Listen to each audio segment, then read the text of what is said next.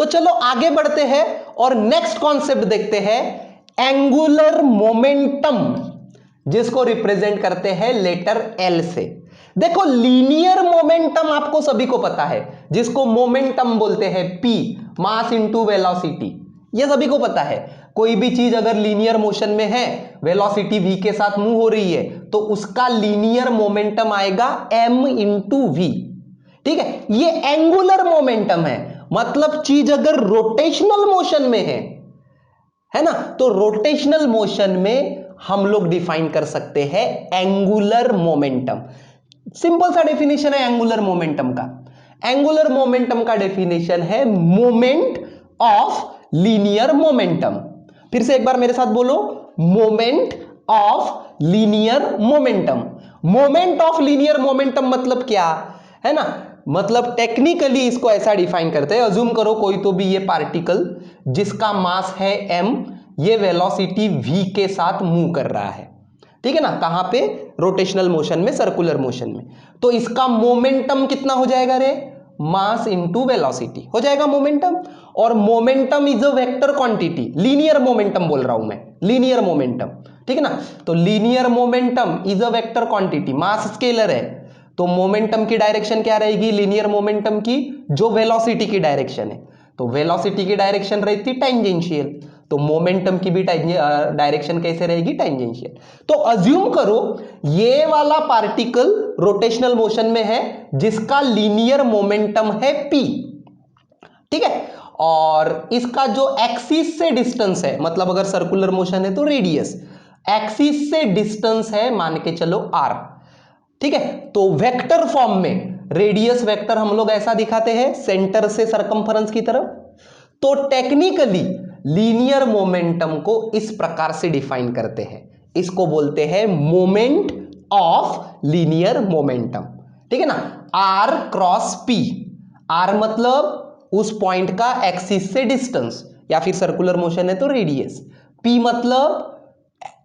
मतलब linear momentum, linear momentum मतलब mass into velocity, ठीक है। तो चलो हमको मैग्नीट्यूड काम का है बेसिकली, ये तो उसकी डेफिनेशन हो गई, r cross p, vector form में डायरेक्शन अगर निकालना है आपको तो ये वेक्टर फॉर्म काम में आएगा, ठीक है ना। लेकिन मैग्नीट्यूड वाइज देखें तो r इंटू p, और p का फॉर्मूला मैंने अभी बताया, मास इंटू वेलोसिटी, ठीक है ना, ये लीनियर मोमेंटम है, तो इसका मास अगर m है और इसकी वेलोसिटी v है, ठीक है, तो एंगुलर मोमेंटम का फॉर्मूला हो जाएगा, m को पहले लिख लेता हूं, mvr, देखो बोलने में अच्छा लगता है, mvr हो जाएगा कि नहीं। तो लीनियर मोमेंटम है p का फॉर्मूला रखे mv, तो एंगुलर मोमेंटम का फॉर्मूला हो जाएगा mvr। m मतलब उसका मास, v मतलब लीनियर वेलोसिटी, टेंजेंशियल वेलोसिटी, ये वाली वेलोसिटी है ना, नॉर्मल वेलोसिटी, और r मतलब रेडियस या फिर एक्सिस से डिस्टेंस, ठीक है ना। तो एंगुलर मोमेंटम का फॉर्मूला हो जाएगा mvr। वेरी इंपॉर्टेंट फॉर्मूला, आगे जाके हम लोग 10th या फिर 12th यूनिट में बोर्स एटॉमिक थ्योरी वगैरह देख रहे हैं, तो वहां पे ये याद रहना चाहिए, ठीक है। तो कोई भी चीज जब रोटेशनल मोशन में रहती है तो उसका एंगुलर मोमेंटम होगा mvr, ठीक है। यूनिट क्या होगा रे एंगुलर मोमेंटम का, इसी फॉर्मूले से लिखते हैं चलो, mvr से। m मतलब mvr, m मतलब kg, बराबर है कि नहीं, स्टैंडर्ड यूनिट मास का, v मतलब मीटर पर सेकंड, r मतलब डिस्टेंस, डिस्टेंस मतलब मीटर, ठीक है। तो एंगुलर मोमेंटम का यूनिट होगा kg मीटर स्क्वायर पर सेकंड। क्या रहेगा यूनिट, kg मीटर स्क्वायर पर सेकंड। तो इसके ऊपर से डायमेंशन लिख सकते हैं आप, आराम से लिख सकेंगे, ठीक है।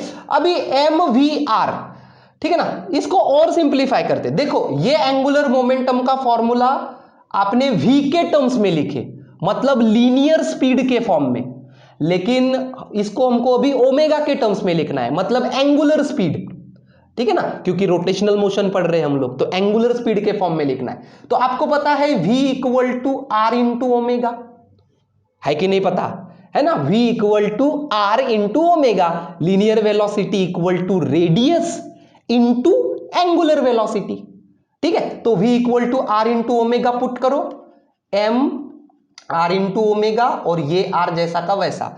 तो एंगुलर मोमेंटम का और एक फॉर्मूला बनेगा, that is m r square omega. Same formula है ये और ये, सेम फॉर्मूला है।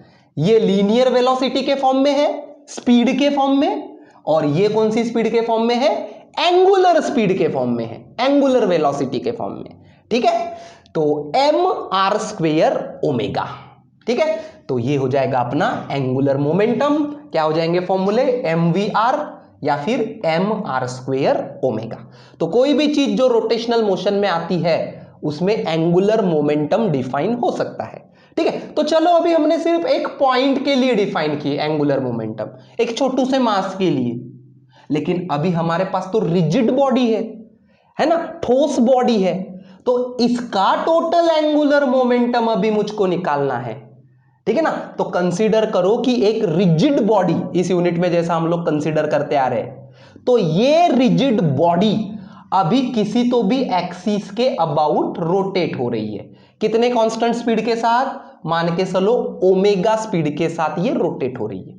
ठीक है ना, एंगुलर वेलोसिटी, एंगुलर स्पीड कितनी है इसकी? ओमेगा। तो अज्यूम करो कि ये एक रिजिड बॉडी है और ओमेगा स्पीड के साथ, है ना, इसका टोटल मास है m और ओमेगा स्पीड के साथ किसी एक्सिस के अराउंड रोटेट हो रही। तो अभी इस बॉडी का मुझको एंगुलर मोमेंटम निकालना है। ठीक है, तो क्या करूंगा मैं? फिर से मोमेंट ऑफ इनर्शिया जैसा लॉजिक लगाएंगे।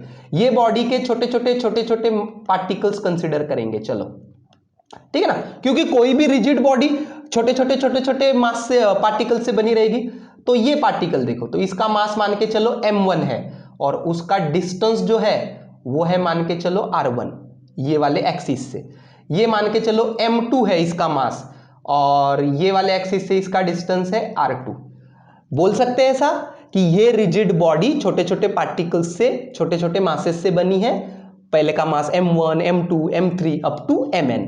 ठीक है, तो ये जो पार्टिकल है इसका एंगुलर मोमेंटम पहले लिखा लेंगे हम लोग, L1। ठीक है, क्या आएगा L1 का एंगुलर मोमेंटम का फॉर्मूला? ये भी यूज कर सकते, ये भी यूज कर सकते, तो चलो ये यूज करेंगे। एंगुलर मोमेंटम का फॉर्मूला है कोई भी चीज का m r square omega. m मतलब इसका मास, तो m1, r मतलब उसका एक्सिस से डिस्टेंस, तो कितना है डिस्टेंस? r1, m1 r1, और ओमेगा मतलब उसकी एंगुलर स्पीड। अभी मैंने लास्ट टाइम ही बताया कि कोई भी रिजिड बॉडी अगर उसकी एंगुलर स्पीड ओमेगा है तो उसके हर एक पार्टिकल की एंगुलर स्पीड कितनी होगी? ओमेगा। ठीक है, तो इसकी होगी ओमेगा। ठीक है, तो क्या था formula? m r square omega, sorry m r1 square omega. Similarly L2 second particle का एंगुलर मोमेंटम कैसा लिख सकते हैं? m2 r2 ओमेगा लिख सकते हैं, इसकी भी angular speed same. Similarly third particle का क्या लिख सकते हैं? m3 r3 square omega. ऐसे सभी n पार्टिकल्स का एंगुलर मोमेंटम लिखेंगे और सभी को कर देंगे ऐड, कर देंगे ऐड। तो ऐड कर देंगे तो ये बन जाएगा मेरा फाइनल एंगुलर मोमेंटम, किसका? ये वाले रिजिड बॉडी का। ठीक है, तो चलो ऐड कर दिए। यहां पे एक चीज कॉमन निकल सकती, सभी का ओमेगा कॉमन है, निकालो कॉमन, कोई दिक्कत नहीं। m1 r1 square plus m2 r2 square plus blah blah blah up to n, और ये ओमेगा। ठीक है, और बच्चों ये वाली चीज क्या है? What is this thing? m1 r1 square plus m2 r2 square plus m3 r3 square, क्या है ये? है ना, summation of i1 to n mi ri square. क्या है ये? ये है तुम्हारा moment of inertia about this axis, बराबर है कि नहीं? तो L का फॉर्मूला हो जाएगा I इंटू ओमेगा। ठीक है, तो कोई भी जो रोटेटिंग बॉडी है उसका फॉर्मूला बनेगा एंगुलर मोमेंटम का I इंटू ओमेगा, बराबर है। I मतलब मोमेंट ऑफ इनर्शिया, ओमेगा मतलब एंगुलर वेलोसिटी, तो I इंटू ओमेगा। और थोड़ा सा अगर आप दिमाग लगाओ ना तो ये L equal to I into omega, ये फॉर्मूला भी आपको याद रखने की आवश्यकता नहीं अगर थोड़ा सा दिमाग चलाओ तो। देखो जैसे नॉर्मल लीनियर मोशन में लीनियर मोमेंटम होता है, linear momentum P equal to mass into velocity, ठीक है। तो नॉर्मल लीनियर मोशन की जगह हम लोग कंपेयर करते हैं रोटेशनल मोशन, ठीक है ना। तो मास की जगह कौन ले लेता है रोटेशनल मोशन में? Moment of inertia. Velocity, linear velocity की जगह कौन ले लेता है रोटेशनल मोशन में? Angular velocity. तो लीनियर मोमेंटम की जगह कौन लेगा? Angular momentum. बना कि नहीं फॉर्मूला? बराबर है कि नहीं? तो angular momentum equal to I into omega. I मतलब मोमेंट ऑफ इनर्शिया, ओमेगा मतलब उसकी एंगुलर वेलोसिटी, ठीक है। चलो और एक कॉन्सेप्ट समझते हैं अभी रोटेशनल मोशन के बारे में, काफी important concept, that is torque, ठीक है। टॉर्क को हम लोग टॉ से रिप्रेजेंट करते हैं। ये टी नहीं है यहाँ, ये टी का थोड़ा पैर ऐसा कर दो तो ये बन जाएगा टॉ, ठीक है ना, रोमन लेटर टॉ, ठीक है। तो टॉर्क क्या है? टॉर्क ये समझने की कोशिश करते, लेकिन उसके पहले अपना नॉर्मल लीनियर मोशन समझने की कोशिश करते, ठीक है। देखो 10th में आपने न्यूटन्स के लॉज देखे हैं, ठीक है ना। न्यूटन का एकदम पहला ही लॉ याद करो कि कोई भी चीज अगर रेस्ट में है तो रेस्ट में रहेगी, या फिर अगर यूनिफॉर्म स्पीड में है तो यूनिफॉर्म स्पीड में ही रहेगी।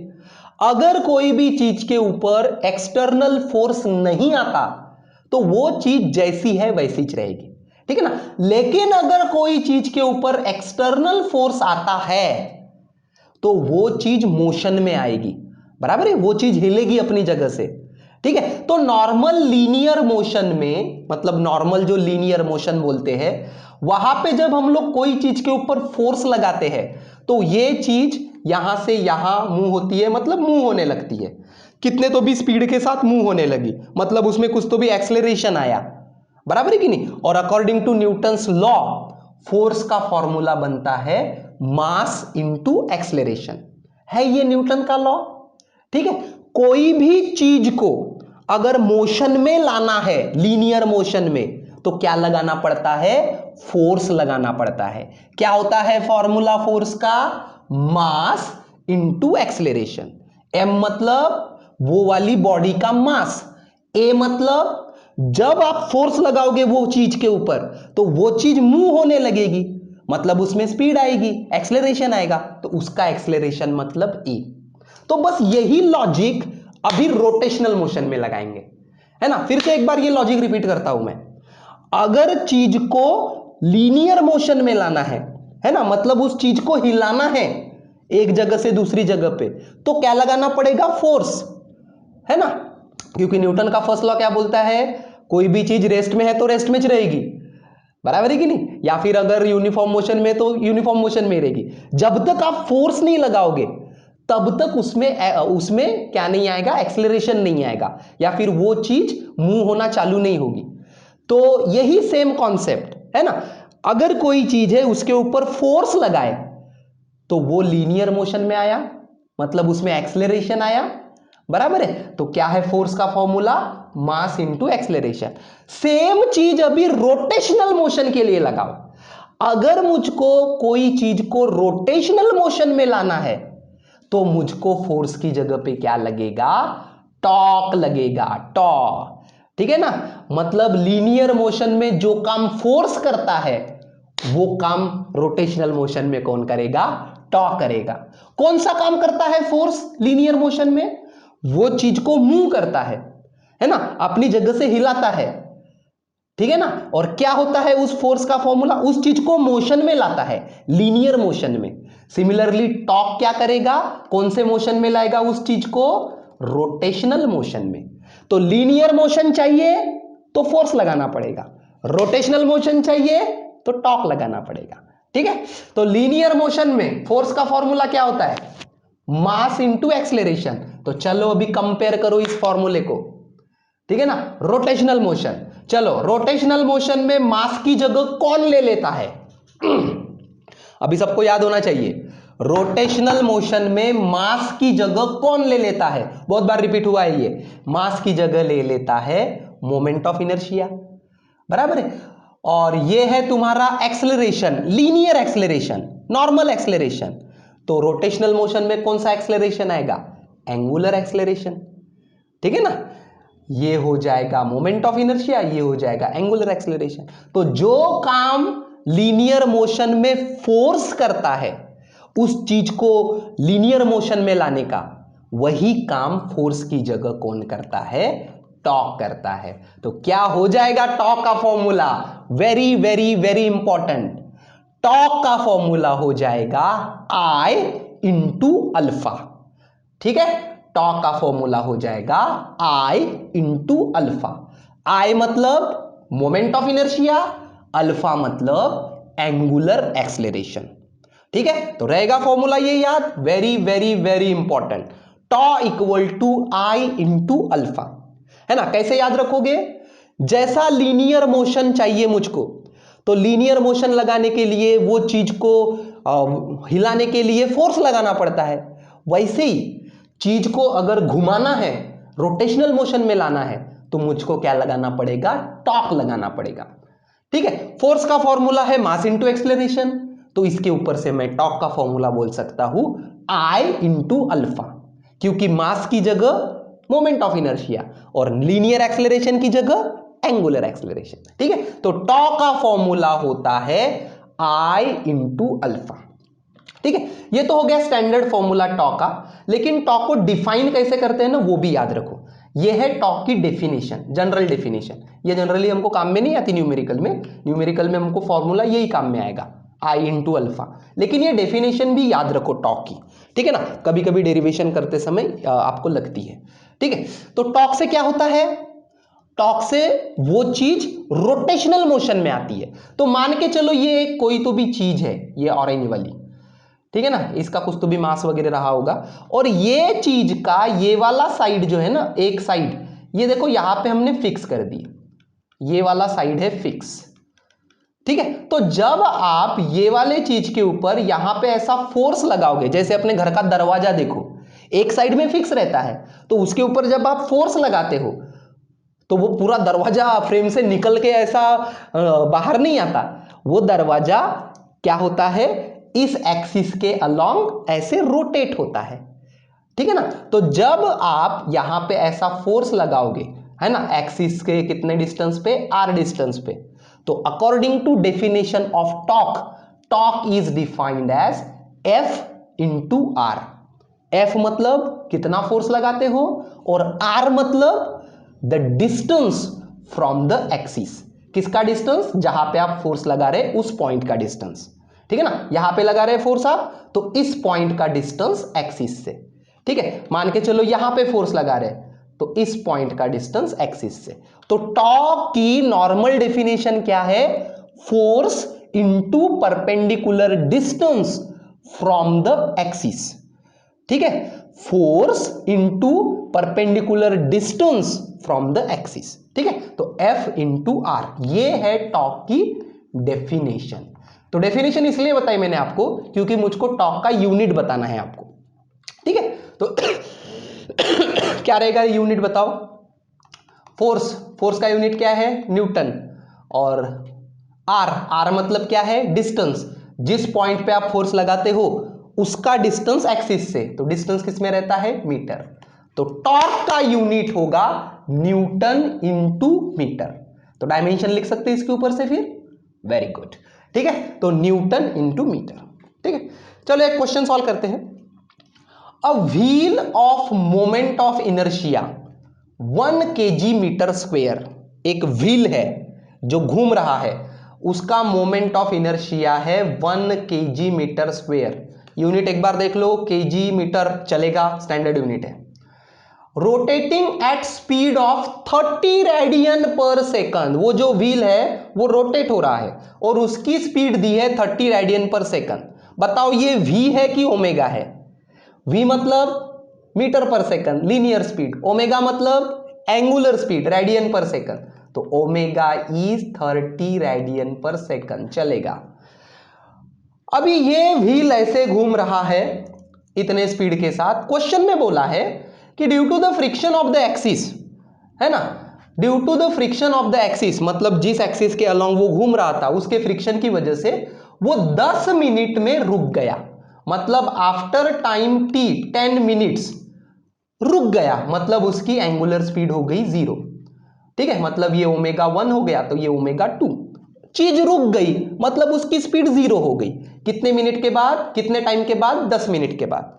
तो आपको बोला है कि उसका टॉर्क निकालो, ठीक है ना, calculate the torque of the friction.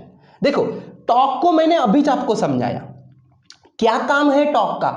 कोई भी चीज को रोटेशनल मोशन में लाना है तो टॉर्क लगाना पड़ता है। इसका उल्टा भी सही है कि कोई भी चीज अगर रोटेशनल मोशन में है ऑलरेडी, उसको रोकना है तो भी आपको टॉर्क ही लगाना पड़ेगा। तो वैसा ये क्वेश्चन है, ऑलरेडी चीज घूम रही थी तो उसको रोकना है। कौन रोक रहा है? फ्रिक्शन रोक रहा है ना, मतलब ये फ्रिक्शन क्या लगाएगा? उसके ऊपर टॉर्क लगाएगा, ठीक है ना, जो जिसकी वजह से ये रोटेशनल मोशन धीरे धीरे धीरे धीरे होके रुक जाएगा, अपोजिट डायरेक्शन में लगा। ठीक है, तो क्या होगा रे टॉर्क का फॉर्मूला, है ना, टॉर्क का फॉर्मूला हमने देखा, जैसे फोर्स है मास इनटू एक्सेलरेशन, वैसे टॉर्क है moment of inertia into angular acceleration, tau equal to I into alpha. तो चलो आई तो पहले से ही दे दिया है आपको, ठीक है, अल्फा मतलब एंगुलर एक्सेलरेशन, ये निकालना है मुझको। अभी एक्सेलरेशन की डेफिनेशन क्या है? What is the definition of acceleration? General बोलो, है ना, चाहे अपने लीनियर मोशन की बोलो या फिर जनरल बोलो, क्या है? एक्सेलरेशन की डेफिनेशन है rate of change of velocity, मतलब change in velocity upon time, कितना चेंज हुआ वेलोसिटी में और कितने टाइम में हुआ।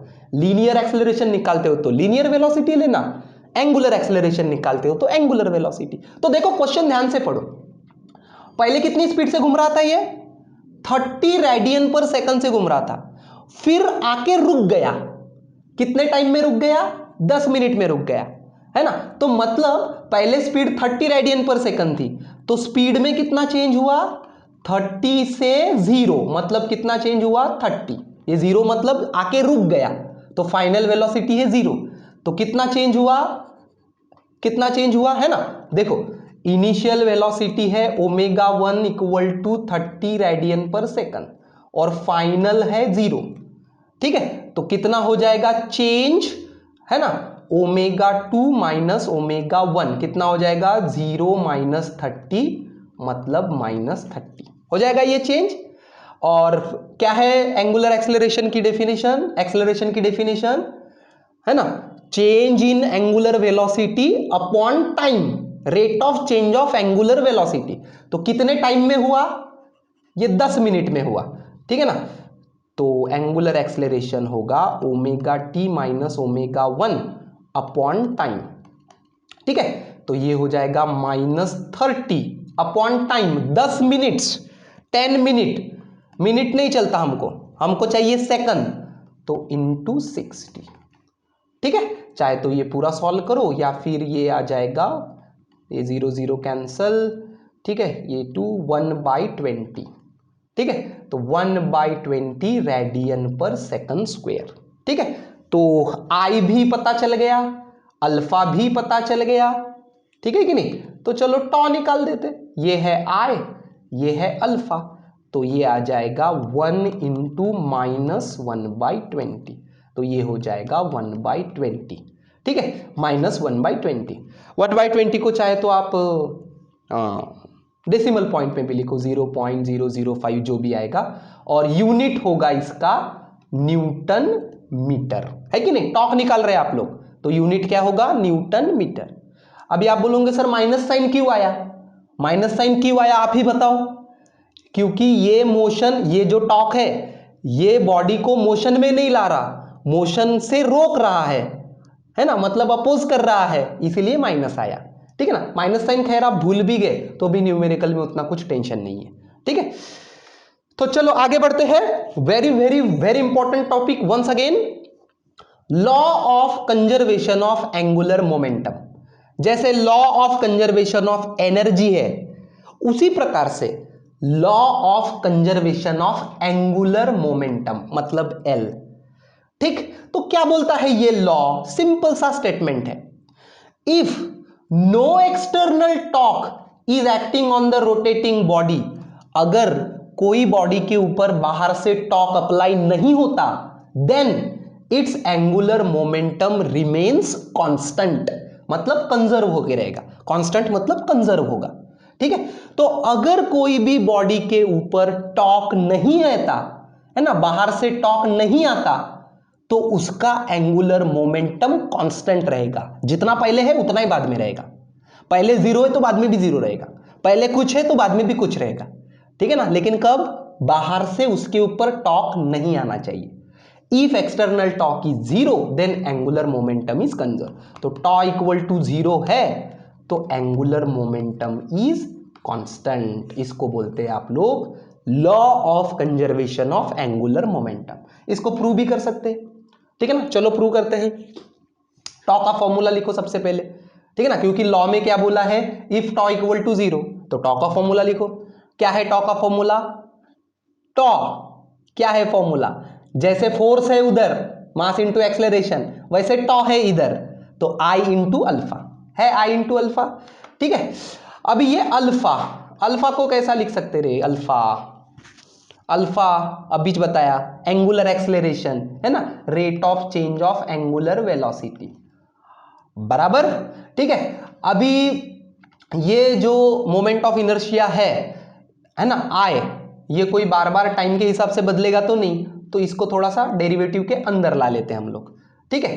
तो डी डी टी, ठीक है ना, क्योंकि एक बार moment of inertia axis fix हो गया कि मोमेंट ऑफ इनर्शिया मास के जैसा कांस्टेंट ही रहता है, ठीक है। तो आई को अंदर ला लो, तो ये हो जाएगा आई इंटू ओमेगा, हो जाएगा। ये आई को अंदर क्यों लेके आया मैं? क्योंकि देखो क्या बोलता है लॉ ऑफ कंजर्वेशन, टॉ अगर जीरो है तो एल कांस्टेंट रहेगा। एल, एल का फॉर्मूला क्या है? एल का एंगुलर मोमेंटम का फॉर्मूला क्या था? एल का फॉर्मूला है ना, एल के वैसे तो सिंपल से ये वाले फॉर्मूले थे जैसे, है ना, एल के डेफिनेशन वाले जो फॉर्मूले हैं M V R M R omega square, ये हो गए डेफिनेशन वाले फॉर्मूले। लेकिन कोई भी चीज है ना, ये अगर रिजिड बॉडी है तो उसका एंगुलर मोमेंटम का फॉर्मूला क्या था? आई इंटू ओमेगा, मतलब moment of inertia into angular speed, बराबर है। तो एल का फॉर्मूला है आई इंटू ओमेगा, मतलब ये है एल, ठीक है। इसका मतलब मैं ऐसे लिख सकता हूं, ये वाले टॉ को D L by D T लिख सकता हूं कि नहीं लिख सकता हूं? ऐसा है ना। देखो टॉ का फॉर्मूला है आई इंटू अल्फा और एल का फॉर्मूला है आई इंटू ओमेगा, है ना, दोनों पास पास है, थोड़ा सा बराबर से याद रखो। आई इंटू अल्फा करेंगे तो टॉ हो जाएगा, आई इंटू ओमेगा करेंगे तो एल हो जाएगा, ठीक है। तो ये हो गया मेरा एल, मतलब tau equal to D L by D T, ठीक है। और अभी अकॉर्डिंग टू लॉ अगर ये टॉ जीरो है ना, मतलब कोई उस बॉडी के ऊपर टॉर्क नहीं आ रहा, ठीक है, तो ये है जीरो, तो D L by D T equal to zero, ठीक है। तो अभी मुझको बताओ हमको डेरिवेटिव जीरो कब मिलती है, कब आती है डेरिवेटिव जीरो? डेरिवेटिव जीरो हमको कांस्टेंट की मिलती है, बराबर है कि नहीं? इसका मतलब ये कि DL by D T zero है, अगर एक्सटर्नल टॉर्क जीरो है मतलब DL by D T zero है। इसका मतलब एल कैसा होना चाहिए? L must be constant, constant होना चाहिए, एल कांस्टेंट होना चाहिए, बराबर है कि नहीं? तो अगर एक्सटर्नल टॉर्क जीरो है, अगर बॉडी के ऊपर बाहर से टॉर्क नहीं आता, तो हमेशा क्या रहेगा? एल कांस्टेंट रहेगा, है ना। एल का फॉर्मूला क्या है? आई ओमेगा कांस्टेंट रहेगा, ठीक है ना। और इसी को बोलते हैं law of conservation of angular momentum. और ये आपने प्रैक्टिकली भी देखे होंगे, वो जैसा बैले डांसर वगैरह देखे होंगे आपने। बैले डांस मतलब कोई लड़की ऐसे गोल गोल गोल गोल पैर के ऊपर घूमती है, तो जब वो ऐसे गोल गोल घूमती है तो वो अपने हाथ एकदम बॉडी के पास लेके आती है ऐसे, ठीक है ना। हाथ ऐसे बॉडी के पास लेके आने के कारण क्या होता है? मोमेंट ऑफ इनर्शिया कम हो जाता है और उसकी एंगुलर स्पीड बढ़ जाती है, मतलब वो कम इफोर्ट्स लगाते हुए ज्यादा गोल गोल घूम सकती है कि नहीं? तो वहां पे law of conservation of angular momentum use होता है, ठीक है। चलो लास्ट का टॉपिक देखते हैं इस यूनिट का, that is kinetic energy of rolling body. अभी ये रोलिंग बॉडी क्या है? रोलिंग मतलब दोनों मोशन आ गए, लीनियर मोशन, लीनियर मोशन मतलब ट्रांसलेशनल, लीनियर मोशन को और एक नाम है ट्रांसलेशनल मोशन, एक जगह से दूसरी जगह पे जाना। तो रोलिंग मतलब क्या हो जाता है, इसमें दोनों मोशन आ गए, है ना। मान के चलो ये चीज को मैंने यहां से यहां वेलोसिटी v के साथ लेके गया, ये चीज को है ना ऐसे धक्का मारते हुए ऐसे यहां पे लेके आ गया, तो ये कौन सा मोशन हो गया मेरा?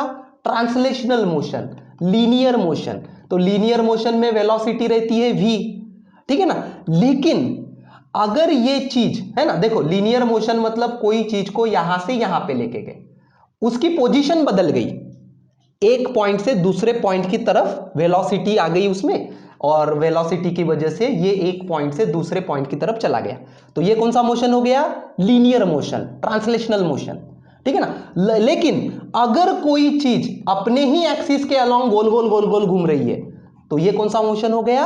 रोटेशनल मोशन, ठीक है ना। तो अभी ये चीज ना, ये वाली गोल जो सर्कल है, व्हील मान के चलो, ये अभी क्या कर रहा है? ये गोल गोल भी घूम रहा है, देखो इस एक्सिस के अलोंग गोल गोल भी घूम रहा है, लेकिन गोल गोल घूमते घूमते ये आगे भी जा रहा है, मतलब इसमें रोटेशनल मोशन भी है और ट्रांसलेशनल मोशन या फिर लीनियर मोशन भी है, क्योंकि ये आगे आगे भी जा रहा है ना, डिस्टेंस भी कवर कर रहा है। अगर डिस्टेंस कवर हुआ तो लीनियर मोशन है ना, क्योंकि रोटेशनल मोशन तो अपने ही एक्सिस में, अपने ही एक्सिस के अलोंग गोल गोल घूमते रहती है चीज, ठीक है ना। तो रोलिंग मोशन में क्या होता है, ये चीज गोल गोल घूम रही है, मतलब रोटेशनल मोशन भी है, और उसी के साथ साथ ये आगे भी बढ़ रही है, मतलब लीनियर मोशन या फिर ट्रांसलेशनल मोशन भी है। तो इसकी काइनेटिक एनर्जी दोनों तरीके से बनी, ठीक है। लीनियर मोशन के लिए जो है नॉर्मल हाफ mv स्क्वेयर है ना, ये धीरे धीरे आगे भी बढ़ रहा, मतलब उसकी वेलोसिटी v है, ठीक है। तो इसकी नॉर्मल जो फॉर्मूला है लीनियर मोशन का, एनर्जी का, हाफ mv स्क्वेयर, तो ये भी एनर्जी रहेगी उसमें, लेकिन ये रोटेशनल भी हो रहा है, रोटेशनल मोशन भी है इसमें, तो रोटेशनल काइनेटिक एनर्जी है वो भी है इसमें। तो रोटेशनल काइनेटिक एनर्जी का फॉर्मूला क्या निकाले थे? Half of I omega square, तो ये भी इसमें रहेगी। मतलब रोलिंग बॉडी में दोनों टाइप की काइनेटिक एनर्जी रहेगी, एक हाफ mv स्क्वेयर जो नॉर्मल लीनियर मोशन में रहती है, और दूसरी रोटेशनल मोशन मतलब हाफ आई ओमेगा स्क्वेयर। तो इसकी अगर काइनेटिक एनर्जी निकालना है तो बस इन दोनों को ऐड करना है और सिंप्लीफाई करना है, ठीक है। चलो ऐड कर लेते, ऐड कर दिया मैंने, ठीक है। चलो ये जो ओमेगा है ना, ठीक, v और ओमेगा दोनों के बीच का रिलेशन पता है आपको, v मतलब लीनियर स्पीड और ओमेगा मतलब एंगुलर, तो v equal to r into omega है रिलेशन पता, ठीक है। तो v equal to r into omega, omega v को रहने देते हैं क्योंकि उस v को रहने देते, ओमेगा को यहां पे पुट कर देते, तो ओमेगा क्या हो जाएगा? v बाय आर, तो ये हो जाएगा omega is v by R square, ठीक है। तो यहां से हाफ और ये v स्क्वेयर, यहां से हाफ और ये v स्क्वेयर, ठीक है, कॉमन कर दिए, यहां पे बचेगा m, यहां पे बचेगा i, और ये v स्क्वेयर ऊपर का चला गया 1/r स्क्वेयर जैसा का वैसा, तो ये बचेगा, ठीक है। क्या क्या कॉमन लेने के बाद? हाफ v स्क्वेयर कॉमन लेने के बाद m plus i upon R square, ठीक है। r मतलब वो जो रोलिंग बॉडी है, सर्कुलर बॉडी, उसकी रेडियस, i मतलब मोमेंट ऑफ इनर्शिया, बराबर है कि नहीं, मोमेंट ऑफ इनर्शिया, m मतलब उसका मास। अभी ये मोमेंट ऑफ इनर्शिया को ना हम रेडियस ऑफ गायरेशन के फॉर्म में लिख लेते, चलो, है ना। मोमेंट ऑफ इनर्शिया को रेडियस ऑफ गायरेशन, क्या होगा रेडियस ऑफ गायरेशन, ठीक है ना। मोमेंट ऑफ इनर्शिया को रेडियस ऑफ गायरेशन के फॉर्म में कैसा लिख सकते? मास इंटू के स्क्वेयर। देखा था हमने रेडियस ऑफ गायरेशन के टॉपिक में कि रेडियस ऑफ गायरेशन अगर k है तो मोमेंट ऑफ इनर्शिया आप एम के स्क्वेयर लिख सकते हैं। m मतलब बॉडी का मास और k मतलब रेडियस ऑफ गायरेशन। तो चलो लिखते हैं इस I को m के स्क्वेयर, और सिंप्लीफाई हो जाएगा, ये मास इधर आ जाएगा बाहर, यहां से भी मास बाहर, तो यहां पे 1 बचेगा, ठीक है ना, और फॉर्मूला बचेगा ऐसा, half mv square in the bracket 1 plus के स्क्वेयर बाय आर स्क्वेयर। ठीक है, तो कभी कभी आपको सीधा सीधा क्वेश्चन आता है प्रूव दैट करके, है ना, इसलिए मैंने इस फॉर्म में लाके आपको दिखा दिया कि प्रूव दैट ऐसी एनर्जी मिलती है करके। ठीक है, तो क्या आएगी, रोलिंग बॉडी की energy half mv square in the bracket 1 plus के स्क्वेयर बाय आर। के मतलब उसका रेडियस ऑफ गायरेशन, आर मतलब वो जो सर्कुलर बॉडी है उसकी रेडियस। ठीक है, तो ये वाले पेज नंबर्स आप ध्यान से पढ़ लेना।